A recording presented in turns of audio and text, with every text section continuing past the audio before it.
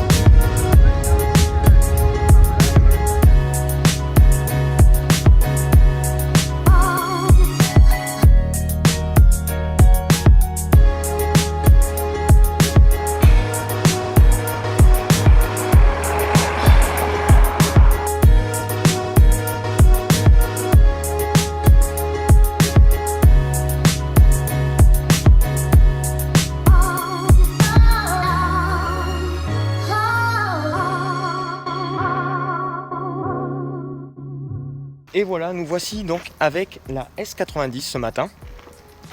Donc en D5, 235 chevaux, 4 roues motrices, et on a réussi à choper une version ce matin qui est plutôt pas mal. On a les jantes en 20 pouces et on a un magnifique gris avec l'intérieur ambre que je vais vous montrer tout à l'heure. Donc premier ressenti, très bon, super confortable, un petit peu plus dynamique que ce que je pensais. On a un package qui est vachement réussi, l'avant est juste magnifique. Je sais pas ce que vous pensez de cette version S ou V90, mais de l'avant, c'est une pure réussite et très clairement, on vient concurrencer de manière très sympa les Allemands et le premium en général. Et du coup, on a aussi un profil assez élancé, assez réussi. Là où le bas blesse, cependant, c'est l'arrière. Je ne sais pas ce que vous pensez de l'arrière de cette S90. Pour moi, les feux sont pas ce qui se fait de mieux et c'est un petit peu dommage.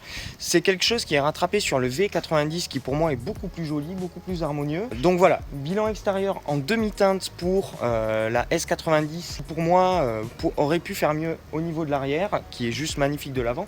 Là où on sait une grosse réussite, cette Volvo, c'est à l'intérieur. C'est le gros morceau sur cette S90 et aussi sur le V90. Regardez-moi ça. Hop. Désolé pour la lumière approximative, mais là on a quand même une ambiance de fou. On a une version qui est très très bien équipée. Vous voyez, on a le Bower & Wilkins et on a du cuir ambre et du bois mat. C'est juste génial. C'est une réussite totale au niveau du design. C'est vraiment très très sympa. Puis on retrouve cet écran au format portrait que vous pouvez slider un petit peu à la manière d'un smartphone avec le bouton Home comme un smartphone bien connu. Donc voilà, on a toute la technologie de Volvo qui est disponible, donc le lane keeping, le stop and start évidemment, et on a aussi le pilote assist, donc il va faire une conduite semi-autonome suivant l'allure.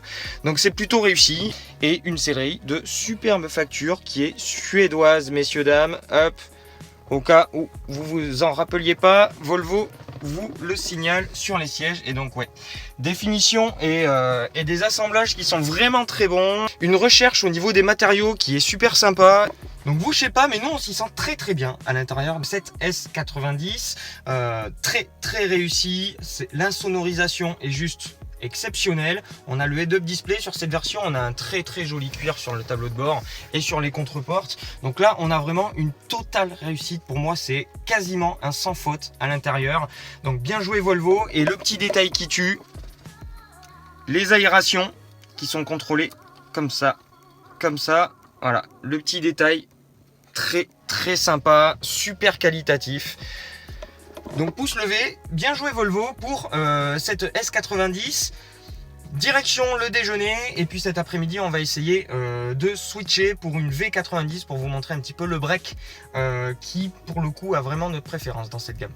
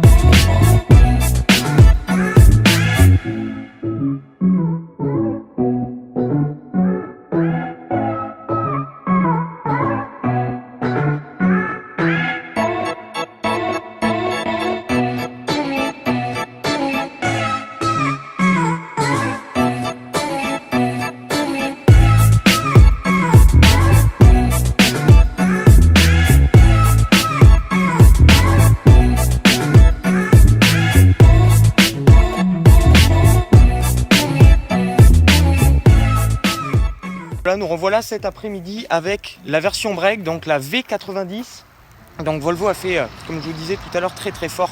Donc avec cette nouvelle berline et ce nouveau break, donc vraiment dans une catégorie premium, luxe. On vient concurrencer les Allemands, on s'en cache pas. Et on se donne les moyens. Toujours la même face avant, très jolie face avant, agressive mais toujours très distinguée. Et là pour le coup sur le break, c'est que mon avis, mais on a un profil beaucoup plus élancé. On a quelque chose de plus racé et de plus distingué encore. On a une voiture qui, malgré ce qu'on croit, est un tout petit peu plus de 2 cm plus courte que la berline, mais qui a l'air beaucoup plus statutaire, à mon avis, à mon sens. Et donc là, on a quand même une belle version inscription avec les jambes de 20 pouces. Il faut ce qu'il faut pour cette grosse berline. Et toujours en D5 avec 235 chevaux. Donc un moteur qui roule très bien. Assez surprenant pour un 4 cylindres parce que c'est plein assez bas. Un petit lag du turbo. Mais ça roule très fort. On est assez surpris aussi par cette tenue de route. C'est une voiture qui est réglée vraiment confort, c'est une voiture vraiment pas faite pour secouer ses occupants. Ça tient très bien la route, c'est assez stable, c'est même surprenant par moments, mais on sent rien, on est totalement coupé de la route, on est enfermé dans un cocon et on sent pas vraiment grand chose. Donc c'est vrai que c'est très filtré, c'est hyper insonorisé, on n'entend rien, donc aucune sensation sportive, mais ça roule plutôt bien, c'est très sécurisant avec la transmission intégrale, mais c'est vraiment clairement pas une voiture qui est faite pour le sport. On va passer à l'arrière. Alors désolé, on fait tout à l'ombre parce qu'il fait très chaud. Et voilà l'arrière, donc qui me plaît pas du tout sur la berline et qui là pour le coup sur le break est assez rattrapé, je sais pas ce que vous en pensez. Là on a quand même une auto qui est plus composée à mon sens en termes de design. On a des feux arrière qui sont très élancés, qui sont très fluides, qui sont assez fins malgré leur taille imposante.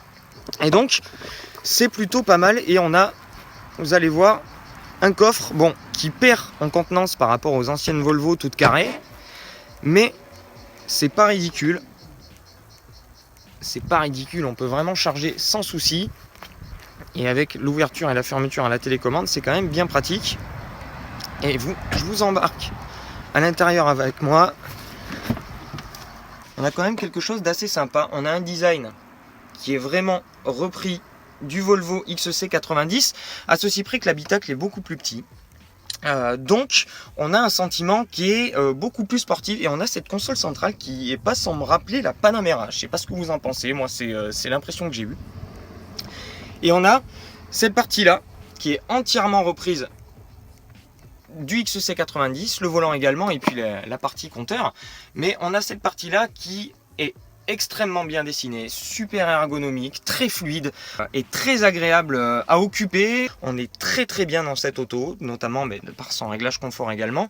Et là, pour le coup, on a une config qui est juste magnifique avec le bois mat, la finition cuir ambre et le ciel de pavillon noir.